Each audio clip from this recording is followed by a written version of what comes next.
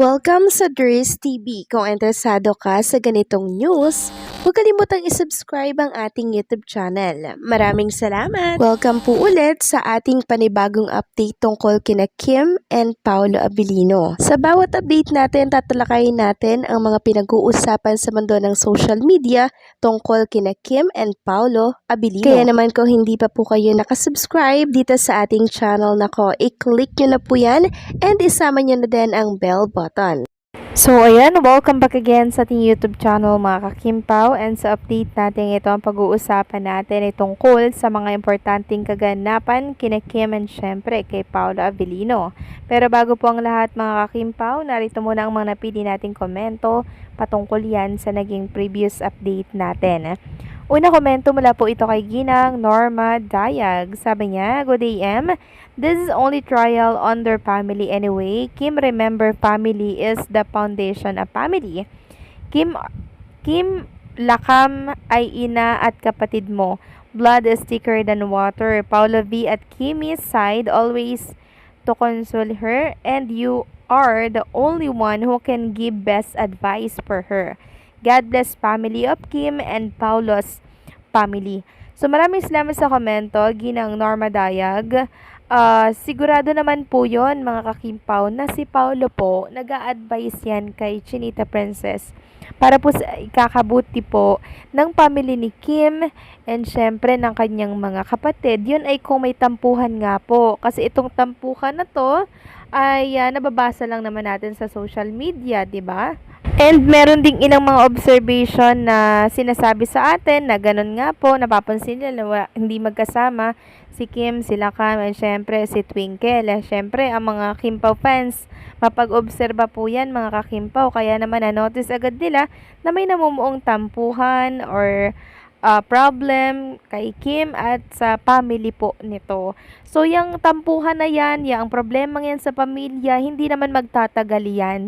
'Di ba? Siguro nagpapalamig lang sila, tapos sa mga susunod na linggo okay na ulit sila. 'Di ba? Ganun lang naman 'yun eh. Pag may tampuhan, tigil, hinga, kalma lang, after nun, wala na ulit tampuhan, 'di ba?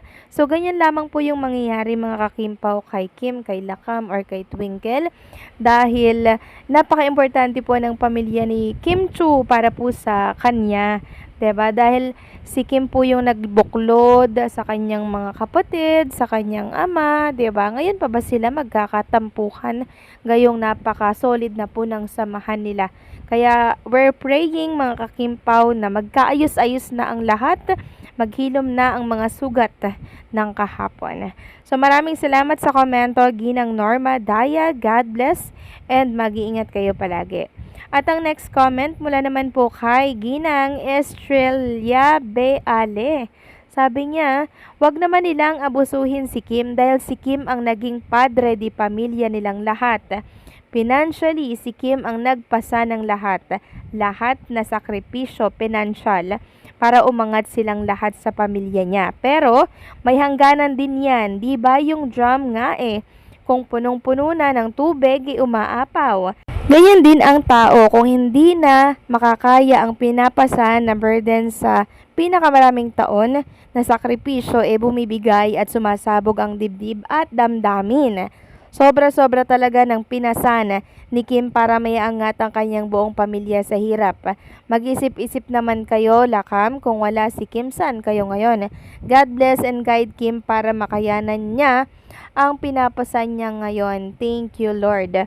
So maraming salamat sa komento, no? Hindi ko kasi alam mga kakimpaw kung ano po talaga ang problema ng magkakapatid, kung meron ba or issue lang ba yan mga kakimpaw, kasi nga hindi daw po nakikita itong si Ate Lakam na kasama ni Kim Chu and itong si Twinkle. So hindi ko alam yung issue dyan, ayoko makialam mga kakimpaw. Basta ang sa akin lang, sana po ay magkaayos-ayos na po silang lahat, dahil sino-sino pa ba ang magtutulungan, di po ang magkakadugo, ang magkakapatid, ang magkakapamilya. So maraming salamat sa komento, Ginang Estrella Bealie. God bless po and mabuhay kayo. So ayun na nga, pag-usapan na po natin ang tungkol dito sa mga nakalap nating update sa gabing ito mga kakimpaw, at unahin na nga natin ang tungkol dito sa inilabas po ng ASAP para yan sa Vancouver.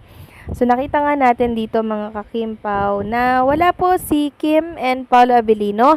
Ang dirito po ay sila Maymay at marami pa pong iba, sila Ogie Alcacid. Pero sa second batch, siguro andun po si Kim and Paolo kasi si Kim and Paolo Abilino pa ba at Kim Chu ang mawawala dito, 'di ba? Hindi po 'yun mangyayari.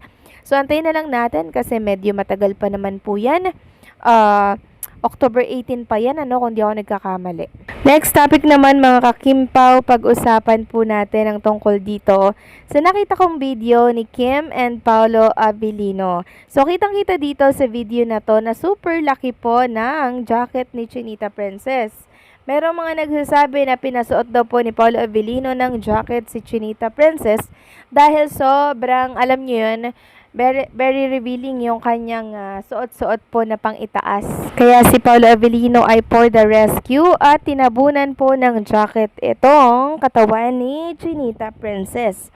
Meron din ako nabasa mga kakimpaw na wala daw pong eksena si Paolo Abilino dito at si Kim Chu lamang daw ang kinukuhanan ng eksena. Pero si Paolo matyagang nag-aantay at matyaga daw pong sinundo si Chinita Princess.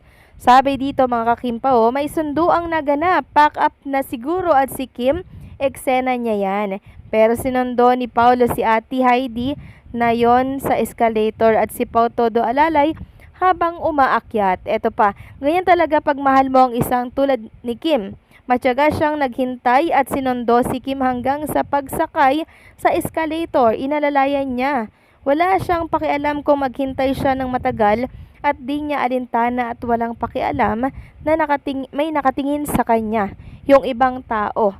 So napaka-protective at maalaga ni Pao kay Kimi kaya swerte talaga sila sa isa't isa. Meron pa nagsabi dito na yung suot na jacket ni Kim para kay Paolo yun kasi malaki at mahaba sa kanya.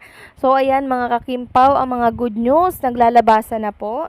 Ito pa lang si Kim Chu di umano ay sinundo daw ni Paolo Abilino doon sa taping, sa location po ng taping nitong si Kim Chu.